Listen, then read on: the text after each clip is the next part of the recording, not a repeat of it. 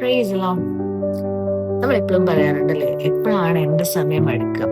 നമ്മൾ ദൈവസന്നിധിയിൽ ഒരു പ്രാർത്ഥന സമർപ്പിക്കുമ്പോൾ ചിലപ്പോൾ ചില സാഹചര്യങ്ങളിൽ പ്രാർത്ഥനയുടെ റിപ്ലൈ വേഗം ലഭിക്കും, ബട്ട് ചിലപ്പോൾ അത് നീണ്ടു പോകും.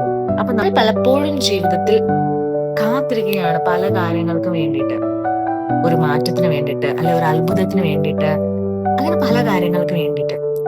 നിങ്ങളുടെ ഒരു പ്രാർത്ഥനാ വിഷയം നിങ്ങൾ ദൈവസേനയിൽ കൊടുത്തു കഴിഞ്ഞിട്ട് നിങ്ങൾ അതിൽ വിശ്വസിക്കണം, അതിനായി പ്രാർത്ഥിക്കണം, അതിനായി കാത്തിരിക്കണം. ദൈവത്തിന്റെ ഒരു സമയമുണ്ട്.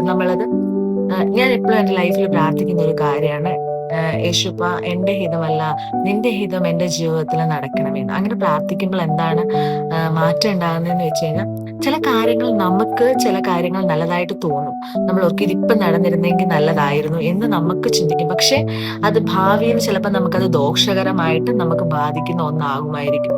അതുകൊണ്ട് ദൈവത്തിന് കറക്റ്റായിട്ട് നമ്മുടെ ഭാവിയിൽ നടക്കാൻ പോകുന്ന കാര്യങ്ങളും, അല്ലെങ്കിൽ നമ്മുടെ ജീവിതം എങ്ങനെയാണ് മുന്നോട്ട് പോകുന്നതെന്ന് അറിയാവുന്നതുകൊണ്ട് കൃത്യമായ ഒരു സമയത്ത് മാത്രമേ ദൈവം അത് നമുക്ക് നടത്തി തരത്തുള്ളൂ. ദൈവത്തിൽ വിശ്വസിക്കുക, ദൈവത്തിന്റെ മറുപടിക്കായി കാത്തിരിക്കുക. യെശയ്യാവിന്റെ പുസ്തകം 40 അധ്യായം 31 വാക്യത്തിൽ നാം ഇങ്ങനെ വായിക്കുന്നു: കർത്താവിനെ കാത്തിരിക്കുന്നവർ ശക്തി പ്രാപിക്കും. കാത്തിരിപ്പ് ദൈവത്തിന്റെ ഒരു ഒരുക്കമാണ്. കാത്തിരിപ്പ് ഒരിക്കലും ഒരു മടുപ്പിന്റെ അനുഭവമല്ല. നമ്മൾ ആ പ്രാർത്ഥിക്കുന്ന വിഷയത്തിലേക്ക് നമ്മളെ ദൈവം ഒരുക്കുന്ന ഒരു അനുഭവമാണ്. നമുക്ക് വെയിറ്റ് ചെയ്യാം. ദൈവം നമ്മുടെ പ്രാർത്ഥനയ്ക്ക് വേണ്ടിയിട്ടുള്ള ആ മറുപടിക്ക് വേണ്ടി വർക്ക് ചെയ്തുകൊണ്ടിരിക്കുകയാണ്.